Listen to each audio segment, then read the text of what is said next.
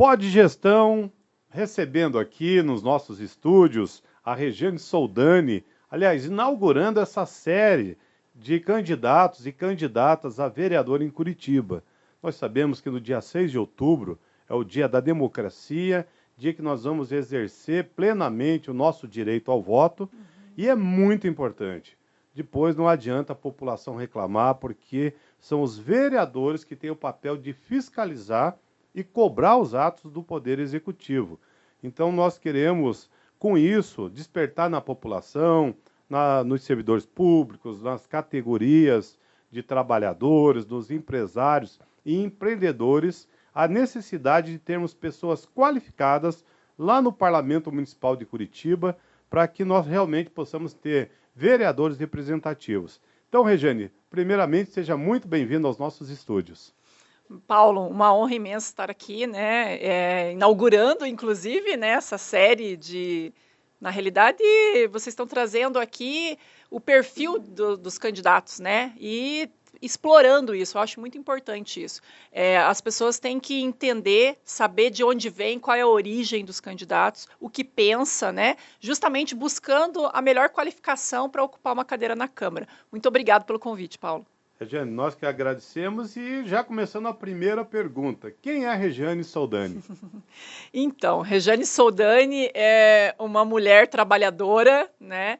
Eu sou servidora pública há 20 anos, sou guarda municipal, estou na carreira da segurança pública municipal, sou sindicalista, hoje eu estou como presidente do Sindicato dos Guardas Municipais de Curitiba, também represento a categoria a nível nacional, sou diretora jurídica da FENAGuardas, a Federação Nacional de Sindicatos de Guardas Municipais, mas acima de tudo, Paulo, eu sou uma trabalhadora, né? Eu falo que às vezes as pessoas têm um entendimento às vezes meio equivocado, quando você fala servidor público, o pessoal acha que todo mundo ganha bem, né? E que todo mundo está numa posição privilegiada, e não é verdade. O grosso, a massa do funcionalismo público são servidores que ganham abaixo de 4, 3 salários mínimos, né? E nós, na carreira da nós, né? Quando eu digo nós, é porque eu não estou sozinha. Eu sempre falo que ninguém faz nada sozinha, somos uma equipe, né? Que trabalhamos na segurança pública municipal, no sindicato. E a gente vem de uma origem humilde, né? Eu sou filha de 2 trabalhadores. Meu pai é metalúrgico, aposentado. A minha mãe, uma costureira, né? Aposentada também. Apesar que voltou agora para ativo, porque não aguentava ficar em casa, mas está trabalhando, Isso é normal, tá né? trabalhando de novo, Isso é normal. né? Mas nós temos um histórico, né? Eu me formei oriundo das cotas, né? Eu brinco, né? Eu sou cria do ProUni, né? Vim da formação pública, da escola pública também. A gente entende a dificuldade do dia a dia, né, do nosso povo trabalhador, né? Porque a gente veio desse seio, né? Vem desse meio. Né? E qual que é a tua formação? Eu sou formada em Direito. Você é formada em Direito. Sou formada em Direito, Paulo. Fiz então... todo o meu ensino foi na escola pública, né? E passei, minha primeira faculdade, na realidade, foi a Universidade Federal do Paraná, saí do ensino médio, fui direto para a Federal, mas devido ao fato eu tenho críticas, assim, com relação a isso, né? Porque a gente chega na Federal, às vezes, e percebe que não é bem feito para filho de pobre, né? Porque você ter aula o dia inteiro, não é toda a família, né, trabalhadora humilde, que vai conseguir bancar um filho somente estudando. E eu tive essa dificuldade. Lá em 97, quando eu entrei, tive essa dificuldade, tive que trancar. Não conseguia conciliar, porque o curso que eu estava fazendo tinha aula o dia todo, né? Meus pais não conseguiam bancar, e aí eu tive que parar. E tranquei, nunca mais voltei. E posteriormente eu tive a oportunidade, quando eu entrei na Guarda Municipal, na Prefeitura, eu tive a oportunidade de fazer segunda edição do Enem. Fiz o Enem, consegui passar no ProUni e consegui fazer a minha formação em Direito, né, através do ProUni, pelas cotas. Se não fosse por isso, não tinha condições de estudar, né? E aí, posteriormente, fiz especializações, né, tenho 2 pós-graduações e vamos aí, estudando sempre, porque a gente nunca está preparado, a gente sempre está num processo de formação. E falando em preparado, né, não pegando carona em nenhum candidato, mas eu vi que você não está somente preparada, você está qualificada. Porque você tem, além de ter curso, a gente sabe que você busca sempre a qualificação, e para nós, aqui o podcast, o Pod Gestão, ele é um braço do Instituto Mais Brasil e que dá prioridade à qualificação. E como que você vê hoje, dentro do nosso município de Curitiba, dentro da atual gestão municipal, essa questão da qualificação dos servidores públicos, que como você falou muito bem, todo mundo tem aquela hora de dizer que um servidor público ganha muito bem, e a gente sabe que a média salarial no Brasil não passa de 2 salários mínimos, até, e claro, Curitiba talvez seja um pouco mais, mas não aquilo que muitas pessoas pensam. Então, como que está essa questão da qualificação, Regiane? Olha, Paulo, infelizmente a gente vem passando por um processo de precarização, principalmente com a atual gestão, né, que já duram praticamente 8 anos, né. Nós tivemos uma batalha muito grande para conseguir aprovar um plano de carreira, falo da área da qual eu pertenço, que é a área da segurança pública municipal, que visava justamente buscar a qualificação do profissional. Porque na área da segurança, Paulo, quanto mais capacitado, né, quanto mais treinado um profissional, menor vai ser a incidência, a chance do erro. E para nós é crucial não haver o erro, né? Porque o erro é fatal, né? Sim. Seja para o operador, seja para alguma pessoa que esteja ali passando por uma abordagem, por uma ocorrência, né? Então nós buscamos sempre a qualificação do profissional. Quanto mais capacitado, gabaritado for o profissional, melhor para a prestação do serviço público e para a corporação como um todo. E aí o que acontece? Lá em 2014 nós conseguimos aprovar na gestão do Gustavo Fruit e realmente conseguimos construir um plano de carreira que privilegiava essa questão da qualificação. O servidor vai buscar uma formação de nível superior, vai buscar uma pós-graduação, vai buscar uma especialização e ele era valorizado por essa qualificação, né? Nada mais justo do que isso. Passava por um processo de seleção para verificar se aquele conteúdo que ele buscou, né, aquele conhecimento que ele buscou, havia interesse público nisso, né, na prestação do serviço público que ele vai executar na ponta, e havia essa valorização, buscando sempre a qualificação do servidor. E aí, de repente, veio a atual gestão e simplesmente jogou tudo isso fora. Simplesmente congelou a carreira e hoje nós estamos passando por um processo em que mesmo que o servidor pague, tire lá dinheiro do seu bolso para buscar uma qualificação, uma especialização, um doutorado, um mestrado, ele não vai conseguir ser valorizado por aquele conhecimento que ele vai buscar, que vai ser utilizado para o bem-estar da população. Por quê? Porque a atual gestão simplesmente estabeleceu um processo de concorrência entre os trabalhadores. Paulo, a nossa carreira da segurança é uma carreira de colaboração. Você depende do colega que está do teu lado. A minha vida, na maioria das vezes, fica na mão, dependendo da ação do meu companheiro que está ali na viatura, está ali no patrulhamento preventivo. E a vida dele também fica nas minhas mãos. Um depende do outro. É uma carreira de colaboração. Aí, de repente, vem uma gestão que, sem olhar, sem entender a carreira, sem procurar ouvir os trabalhadores e as representações, simplesmente vai e estipula uma concorrência entre esses trabalhadores. Então, vamos te dar um exemplo aqui. Eu e você entramos na guarda, temos o mesmo tempo de serviço, estamos ali trabalhando juntos na viatura, fazendo patrulhamento. Você fez um curso universitário, eu também fiz, tiramos lá, né, fizemos investimento próprio, e aí, de repente, a gente vai participar de uma concorrência em que você apenas consegue ser valorizado por essa qualificação que você buscou e eu não. E eu posso correr o risco de ficar 14 anos ainda trabalhando sem ter essa valorização pela qualificação que eu fui buscar. Isso não é justo, Paulo. Claro, isso não é meritocrático, não isso não é meritocrático, isso não é justo, né? E isso também não atende o interesse público, porque não é interesse da população ter um profissional que não busque uma qualificação, né? Então, essa gestão não priorizou isso, é uma gestão que não olha para a qualificação do profissional, não valoriza a qualificação do profissional. Então, é triste, sabe? A gente está lutando para que haja uma mudança de postura, principalmente uma mudança de grupo político, que volte a valorizar a qualificação dos servidores. Muito bem, Regiane. E a pergunta que eu faço também já é: por que a Regiane quer ser vereadora? Então, Paulo, veja, eu sempre acompanhei esse processo todo, né, dos bastidores, né, fazendo essa representação da categoria. E ao longo desse período nós percebemos a falta, às vezes, de qualificação, a falta de compromisso desses parlamentares, e eu não digo só na Câmara de Vereadores, não. Eu digo na Assembleia, eu digo no Congresso Nacional, a falta de compromisso desses parlamentares com a pauta dos trabalhadores. Paulo, olha, é inacreditável você acompanhar processos de leis que são votados ali na Câmara de Vereadores e, às vezes, o vereador sequer está ciente daquilo que ele está votando. Ele não tem o conhecimento, ele não vai buscar, ele não faz o debate. Eu ouvi de um líder do prefeito, não vou falar o nome, mas eu ouvi de um líder do prefeito que ele falou o seguinte, eu falei, não, vamos debater o tema, é importante, a gente tem que discutir isso, Sim. isso vai impactar a vida de N famílias, vai impactar a vida dos trabalhadores. Ele chegou para a gente e falou o seguinte, quem tem maioria não debate, não discute, quem tem maioria vota. Paulo, não é assim que se faz política. Claro. Não Isso é assim. não é democrático. Isso não é democrático. Então, Paulo, eu hoje entrei sim, né, coloquei meu nome à disposição, né, principalmente dos trabalhadores, né, do povo trabalhador de Curitiba, porque eu sei que nós podemos fazer mais por Curitiba. Né? Eu trago a principal pauta, que é a pauta da segurança, Claro. mas também do funcionalismo público, do serviço público de qualidade para a população, da maior representação das mulheres, né, nesse processo político, né? E tantas outras pautas tão importantes para a nossa cidade, mas eu tenho certeza que nós conseguimos sim fazer mais por Curitiba, por tudo aquilo que eu já presenciei, por tudo aquilo que eu já vi, né? E por vivenciar esses bastidores e saber exatamente aonde a gente pode melhorar.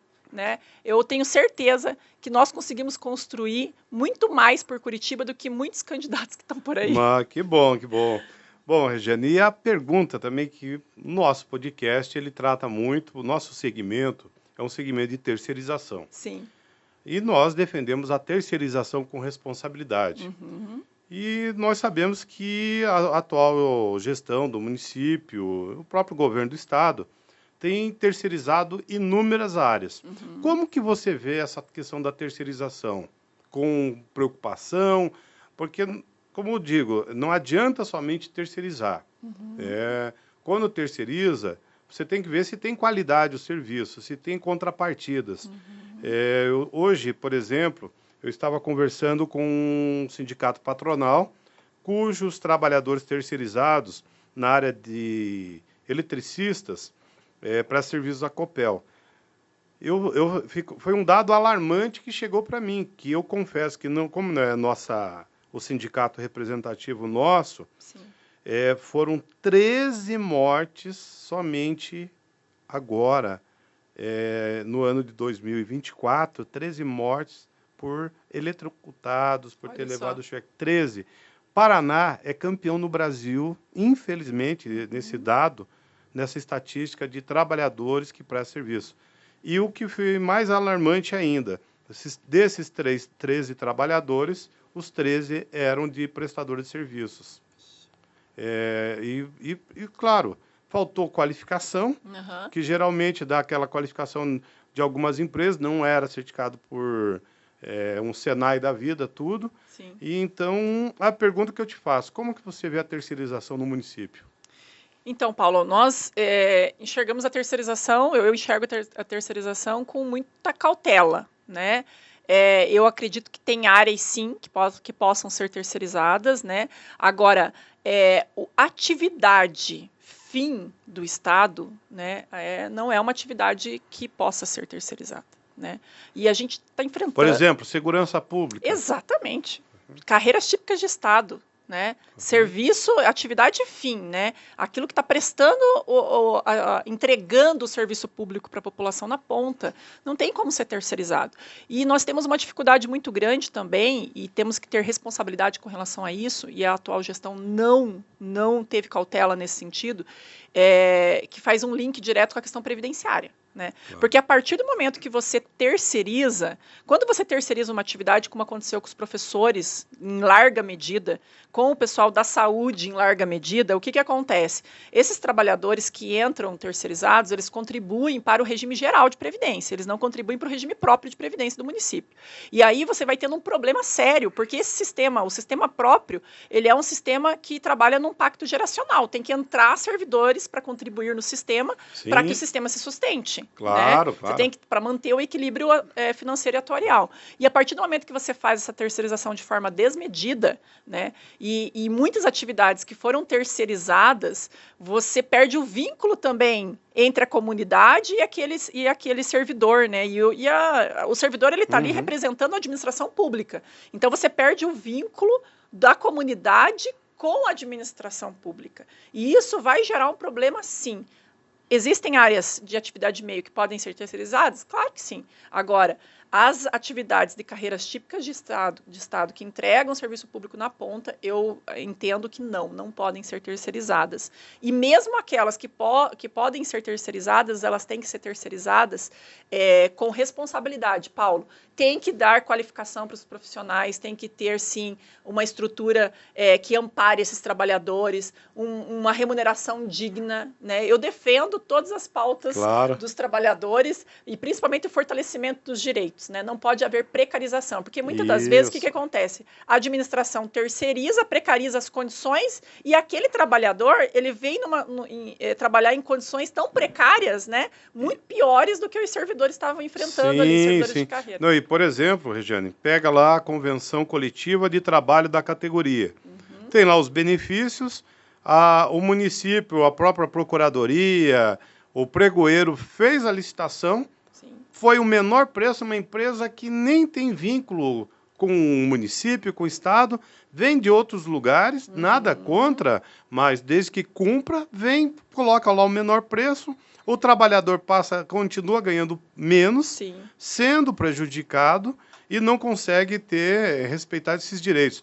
Então, e eu acredito que esse é um papel do vereador, que ele tem que fiscalizar os contratos, tem que denunciar, porque isso está gerando o quê? Um passivo para o município. Essa empresa, daqui a pouco, do dia para a noite, some e deixa o trabalhador na mão. Então, para nós, é muito importante ouvir a tua opinião sobre a terceirização, porque nós, como eu falei, defendemos a terceirização com responsabilidade.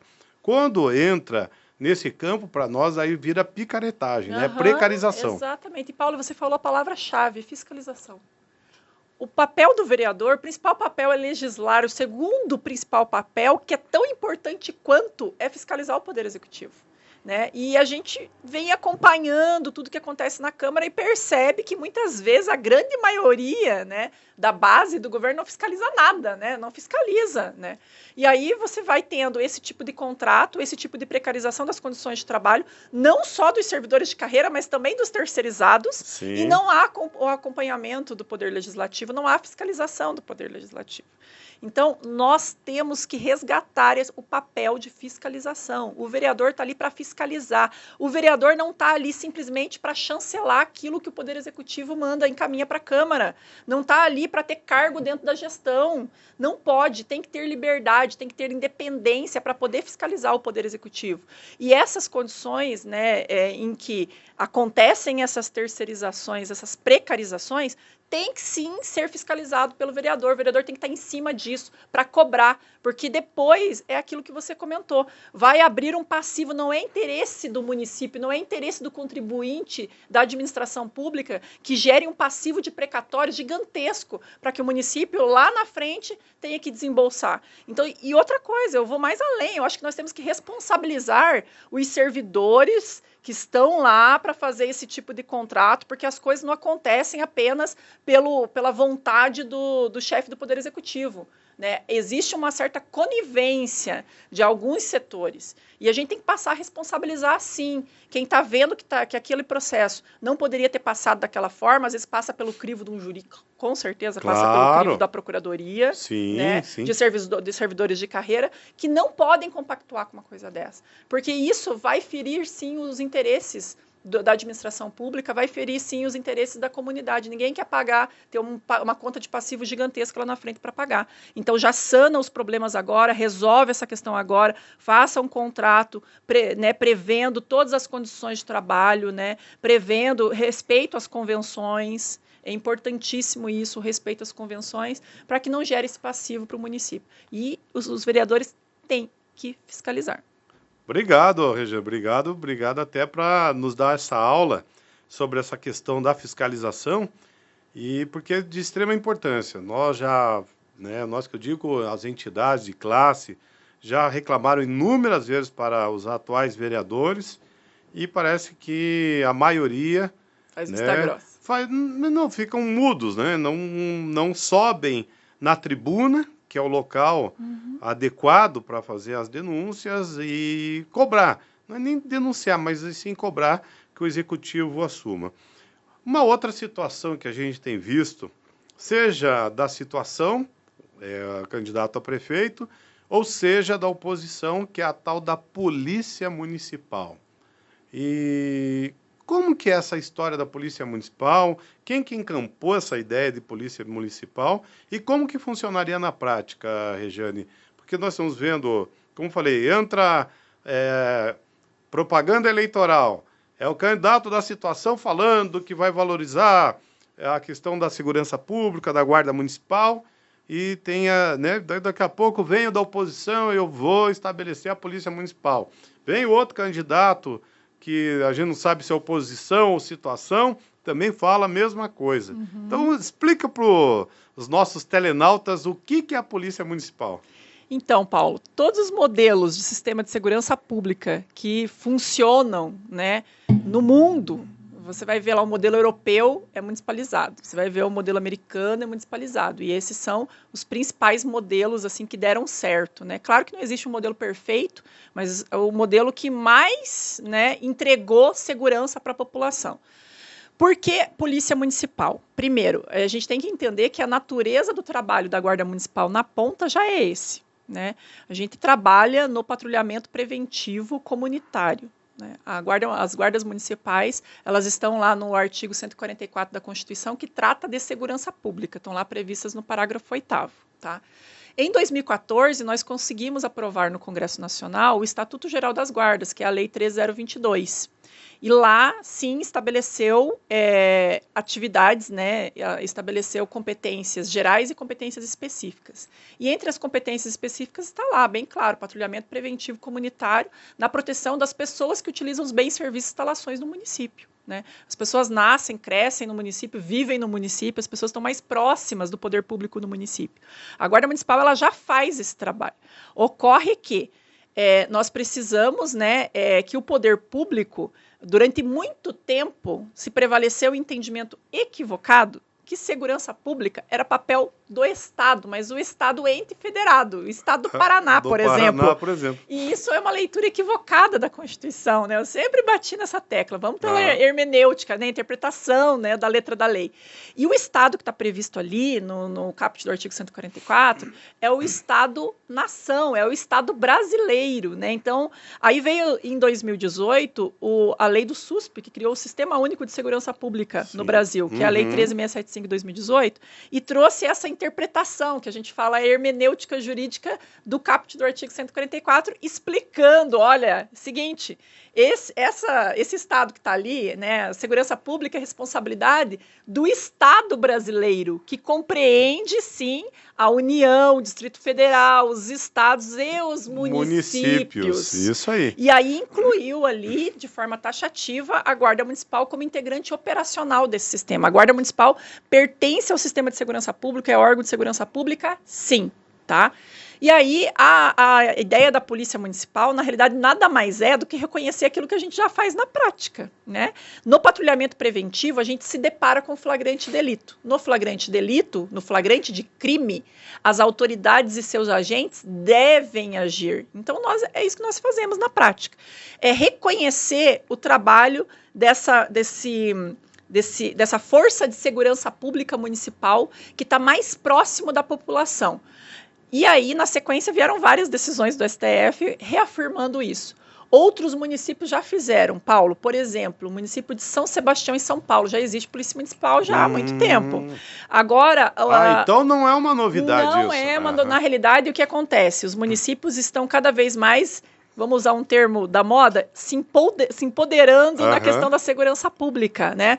Porque é uma demanda da população, né? Hoje em dia, Curitiba, infelizmente, ninguém gostaria, eu gostaria de viver num mundo sem violência, onde não houvesse criminalidade, onde não houvesse nem necessidade de polícia. Sim. Mas essa não é a nossa realidade, infelizmente. Curitiba hoje, o maior problema apontado pela população é a questão da criminalidade, é a questão do aumento da violência. Claro que isso é um sintoma da precarização que nós vivemos nos últimos 8 anos com a atual gestão que está aí, né, que deixou a segurança pública de lado.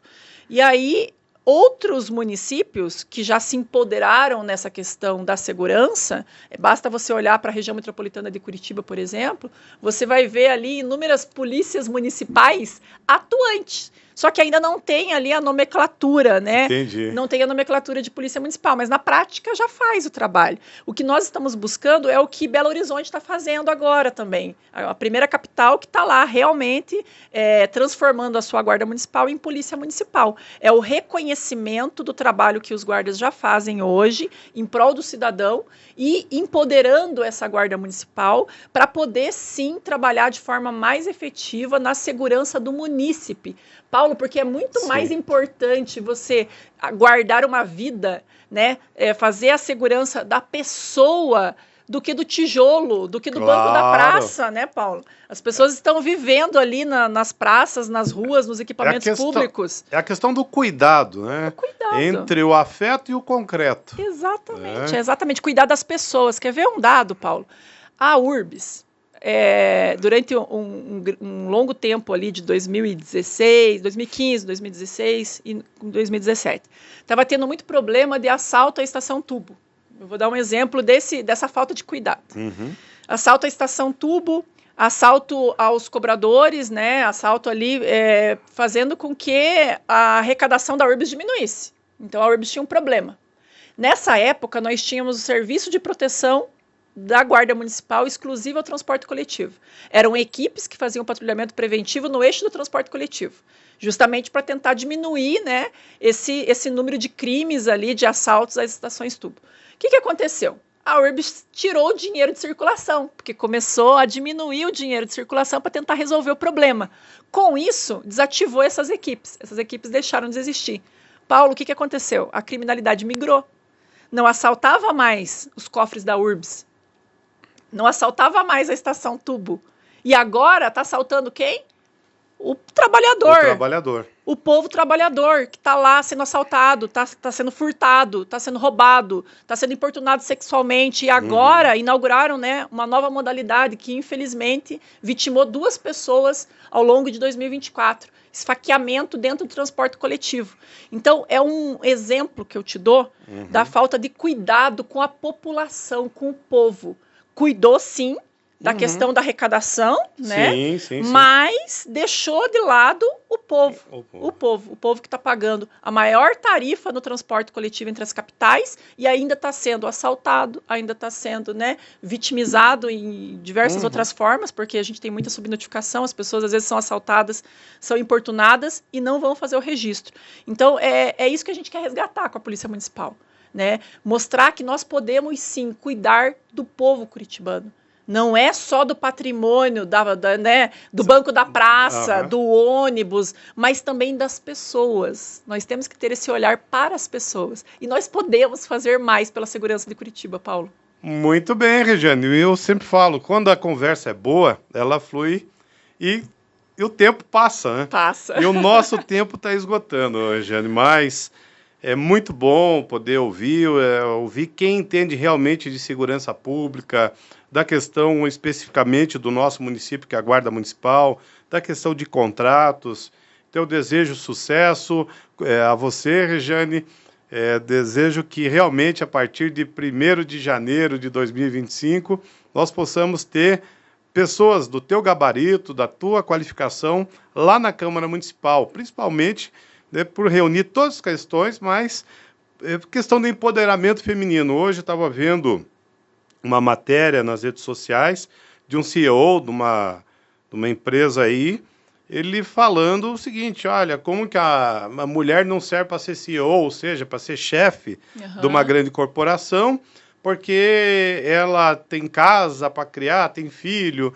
E que eu acho que, além de ser um comentário impertinente, atrasado, e que em nada contribui para essa luta das mulheres estarem empoderadas e estarem realmente na representação, não só no ambiente corporativo, mas também na política.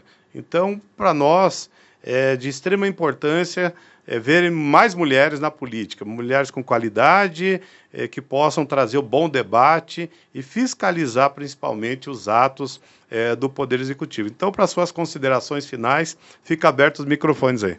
Então, Paulo, eu digo para você que não é fácil para as mulheres. Primeiro, sobreviver nesse país, né? Porque as mulheres, infelizmente, ainda são vítimas da violência, né? E cada vez mais, infelizmente, a gente vê esse boom aí, né? Essa explosão de violência contra as mulheres. E nós precisamos de políticas públicas sérias, né? Nesse sentido. Mas esse discurso machista, né? Eu falo, é um machismo estrutural, né? Que está enraizado ali na sociedade. Sim. A gente tem que combater, sim. O lugar da mulher é onde ela quiser, né? E na política, sim, né? Nós temos que estar na política, sim. Temos que aumentar a nossa representação. Nós somos a maioria no eleitorado, né? Cerca de 53%. Aqui na Câmara de Vereadores, das 38 cadeiras, temos apenas 7 mulheres. Precisamos manter e aumentar essa representação política. Ou seja, nós temos 20% só de mulheres. Exatamente. É um número muito reduzido, né? As mulheres, elas trazem um outro olhar, né? Não é fácil, né? Não foi fácil a minha trajetória, mas eu não tenho medo de desafios, Paulo. Nunca tive, né? Não é à toa que a gente tem uma trajetória aí na segurança pública, né? Na representação da categoria. Não tenho medo de bater de frente, não tenho medo de falar aquilo que está errado, né? Eu acho que a gente tem que lutar por aquilo que a gente acredita. E eu realmente acredito que é possível, sim, fazer política de uma forma diferente. É possível, sim, fiscalizar o executivo. O executivo tem que ser fiscalizado. As pessoas que estão num cargo público, elas têm que passar pelo escrutínio público, elas têm que ser fiscalizadas, sim. E a gente precisa resgatar isso, sabe? Eu acho que instaurou-se um discurso muito antipolítica, né? E esse discurso antipolítica só favorece quem está na política, né? Quem já está em determinados nichos de poder. Então, nós temos que resgatar. E lugar de mulher é na política, sim. Tá? E eu espero estar lá, né? Claro, é um processo que vai depender de todos os eleitores de Curitiba, né?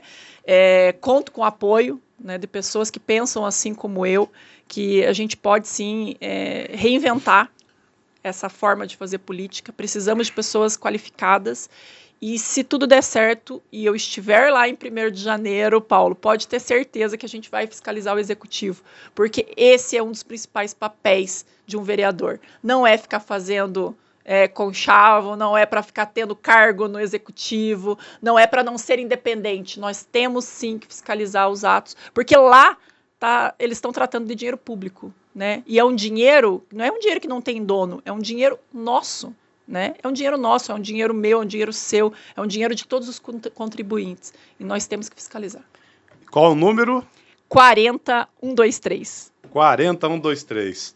Podgestão, uma realização do Cinepres e do Sindepres em Paraná, abrindo a sessão das eleições 2024 para as eleições de vereador em Curitiba, entrevistando hoje Rejane Soldani, candidata a vereadora na nossa série Por que eu quero ser vereadora. Muito obrigado, Rejane. Sucesso. Valeu. Obrigado, Paulo, mais uma vez. Obrigado mesmo.